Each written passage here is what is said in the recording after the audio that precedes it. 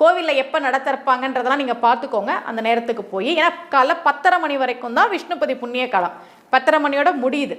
கையில் 27 பூ எடுத்துக்கோங்க. எந்த பூவாக வேணால் இருக்கலாம், ரோஜா பூவாக இருக்கலாம், மல்லிகை பூவாக இருக்கலாம், எதா வேணால் இருக்கலாம். 27 பூ கையில் எடுத்துக்கோங்க. அந்த கொடிமரம் இருக்கும், எப்படியும் கருவறைக்கு முன்னாடி கொடிமரம்லாம் இருக்கும் இல்லையா, அந்த கொடிமரத்திட்ட நின்று முதல்ல பெருமாளை கும்பிடுங்க. பெருமாளை கும்பிட்டுட்டு அந்த கொடிமரத்தோடு சேர்த்து கருவறை பிரகாரத்தை சுற்றி வளம் வாங்க. வளம் வந்த உடனே முதல் சுற்று முடிஞ்சிருச்சு. அப்போ ஒரு பூவை எடுத்து அந்த கொடிமரத்துக்கிட்ட வச்சுடுங்க. அடுத்து 2வது சுற்று, அடுத்து 3வது சுற்று. ஒவ்வொரு சுற்று முடியும் போதும் கையில் இருக்க பூவை எடுத்து வைங்க.